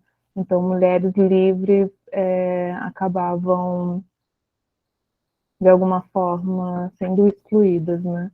Então, a inveja vai muito mais além, né? A inveja, por que eu tenho que lavar louça enquanto meu pai está no sofá? Por que eu tenho que fazer isso enquanto meu irmão não faz? Por que eu, mulher, não posso enquanto o homem pode, né? Por que eu preciso guardar minha virgindade enquanto o homem pode ir lá transar com todas as mulheres? E aí veio o movimento do feminismo que dá esse poder para a mulher, mas a mulher não sabe nem o que fazer com isso. Então, houve uma bagunça também nessa questão do feminismo, do poder do corpo, de a mulher ser igual ao homem. E, enfim, eu acho que tem muita coisa que a gente já tem vários estudos, já estamos num avanço, né? Mas é muito interessante ainda observar a falta de apropriamento mesmo que a gente tem em relação ao nosso corpo. Sim. Muito interessante, Samantha. Muito interessante a tua participação, a tua exposição. Né, primeiro para quebrar com isso, né? Realmente, os 3 homens aí, bem cheios da razão, falando aí, com propriedade no negócio, né? Mas eu acho que essa questão do silêncio das mulheres, né, como o Lacan já denunciou, assim, acho que tem uma questão que você, né, colocou na tua fala aí também, de um certo impossível de ser dito, né, nessa questão do gozo, né, quer dizer, e um impossível de ser transmitido pela própria estrutura, né, que no momento que Lacan pensa esse gozo, né, feminino como um gozo que não é todo fálico, quer dizer, ele não está todo na linguagem, ele fica impossível de ser dito, né, de ser transmitido. Então, ele é da ordem de uma experiência. Cada mulher tem que experienciar o gozo, tem que encontrar o seu gozo, e um caminho meio singular, né, nesse sentido, né. Então, talvez por isso mesmo, essa questão desse silêncio, né, das mulheres também, né, por um impossível, no campo do gozo, né, mas outro campo possível que as mulheres têm cada vez mais falar, que é isso que tu estava dizendo, essa dimensão social, esse falo simbólico, né, que não é o falo imaginário lá do pênis, mas o falo simbólico, do lavar a louça, né, desses exemplos que tu estava dando aí, né, quer dizer, e, acho que nesse sentido, sim, as mulheres têm que falar mais, né, e nós também podemos ouvir mais, né, ouvir mais. Esses tempos atrás que eu participei de um debate aí que era sobre a questão trans e tal, uma das participantes levantou essa questão também em relação à psicanálise, de, digamos, um paciente trans, né, ele ser escutado por um psicanalista trans, né, ou um paciente negro ser escutado por um psicanalista negro. Eu acho bem interessante a proposta, só que me parece que se a gente leva isso ao pé da letra, meio que acaba a psicanálise. Porque o exercício de escuta é um exercício de escutar o diferente, né? Então, nesse sentido, se fôssemos levar a rigor, né, se eu sou um psicanalista homo, desculpe, eu quero dizer homem, não ofensa, eu outro fale. Se eu sou um psicanalista homem heterossexual, então eu teria que escutar só pacientes que também sejam homens, heterossexuais, tá? Ou seja, e isso não seria, ao pé da letra, um exercício da escuta, porque a escuta é justamente a escuta da diferença, de poder escutar a diferença, né? Então, nesse sentido, as mulheres falarem mais e os homens poderem escutar mais, justamente para saber um pouco mais, né? Eu estou a fim de contar um exemplo disso, né? Esses tempos, na minha clínica, vem uma mulher que é mãe e que fala da época em que ela teve o bebê e ficou na licença maternidade, ou seja, os momentos depois do nascimento, né, os primeiros meses. E ela falava de uma solidão. E eu intervi perguntando, mas o teu marido participou, não participou, como é que foi e tal? E ela, não, ele participou, ele é um pai excelente e tal. Aí ela contou uma série de coisas que o cara participou ativamente do processo.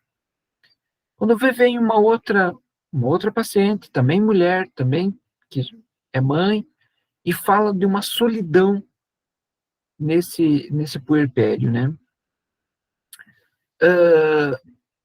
E eu intervi nessa mesma coisa, talvez pensando como é que estava a rede de apoio dela, se o companheiro participava, e ela não, ele participa ativamente, e tal, e tal, e tal, e tal, e tal.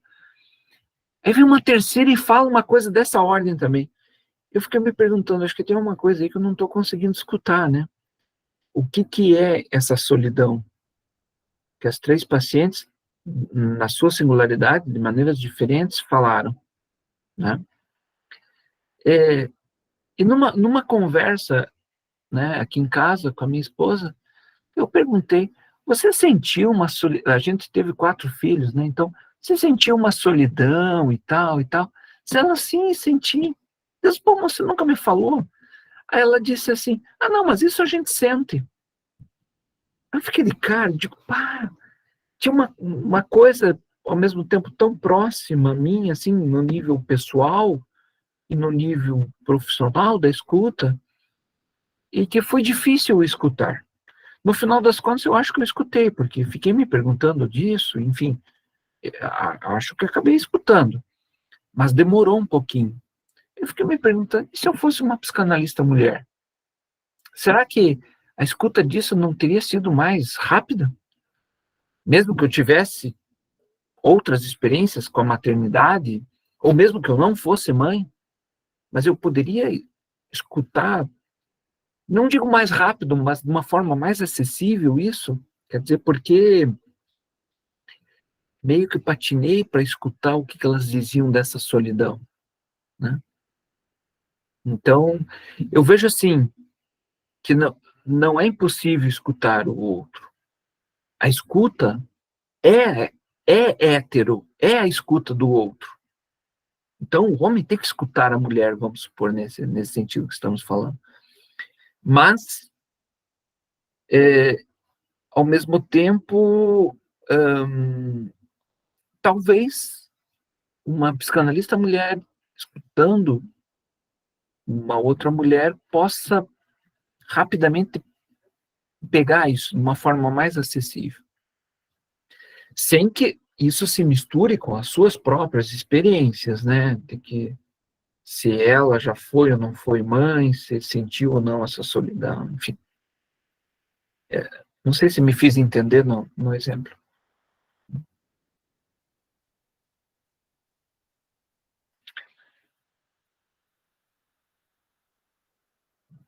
Tá bem, gente. 10 horas. Alguém mais quer se manifestar aí ou ficamos por aqui?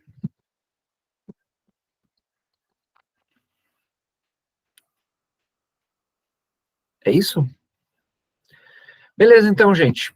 Um abraço e até o nosso próximo encontro aqui, que vai ser por outubro, não sei bem a data aqui. Mas a gente divulga depois. Tá bem? Obrigado a todos, em especial ao Kim pelas questões aí.